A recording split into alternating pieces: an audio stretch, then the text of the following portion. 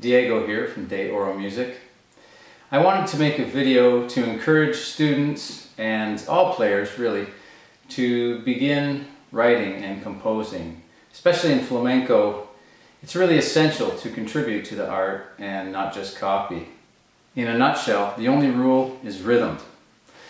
The rest is guidelines. Rules of music, it's a terrible term. They're just guidelines at best. Main thing is your ear and your imagination.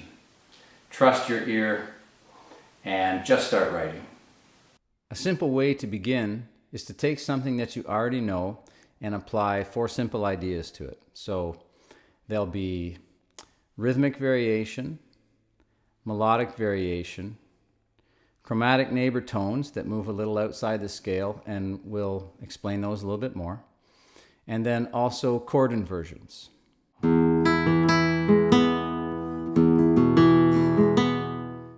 So if we look at rhythmic variation, take something that we know already. Let's take simpler, for example. And you just start to build in variations. Now, as long as the rhythm stays true, that's really the cardinal rule. Stay true to the rhythm. You cannot break the rhythmic structure. Absolutely not. But with your note choices, really it's pretty free. There's not much that you can do wrong. So as long as you're in the rhythm, you can kind of do whatever you want.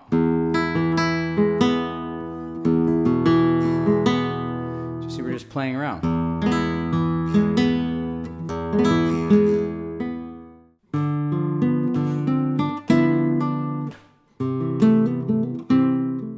For melodic variation, if we take something we already know, for example,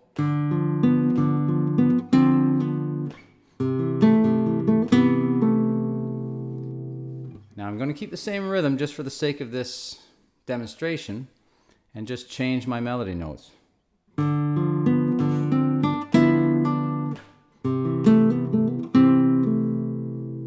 Right? And all of a sudden it starts to become something new. If you, of course, combine the elements, combine rhythmic variation, melodic variation,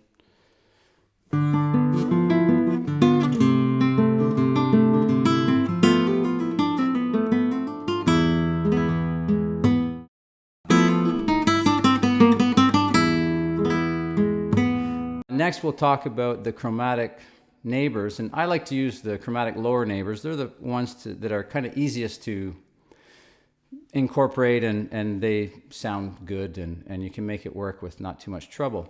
Basically that's just where you take the scale note and go 1 fret below. So it might be outside of the scale that you know, but as long as you resolve it back to the note above, so it kind of works in conjunction. It's sort of a 3-note idea, that sort of thing. So you see we've gone outside the scale there. Another place I could take that in this scale, the scale was, so I've got one here, and also here, for example. So if we take what we had,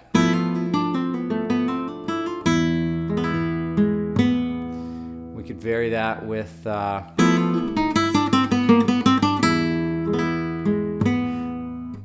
we could do something like that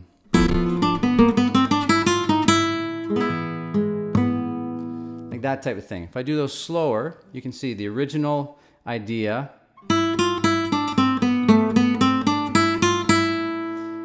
And so I'm just moving outside the scale. The chromatic neighbors there were there. And on the other one, we've got them here.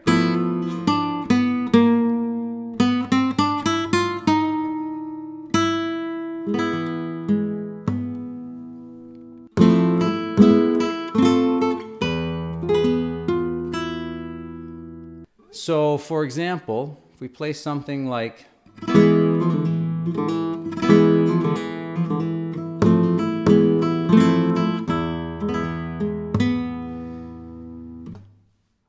take this last part. Sorry.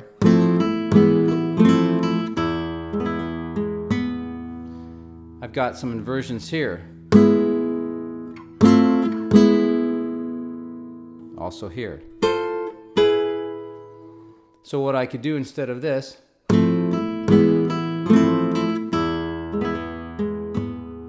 I could move between them, something like this.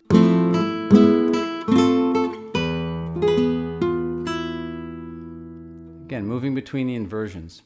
And I'll make a follow-up video that explores that in a little more detail, mostly through the cage system, where you're going to find your inversions as you move up the neck. So that'll be an accompanying video to this one. If I do a little bit more of that type of thing, second half of that Solea idea,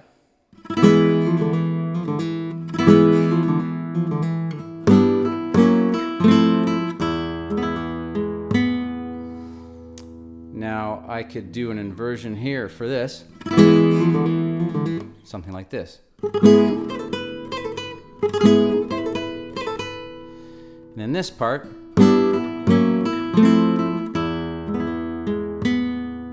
again, take an inversion.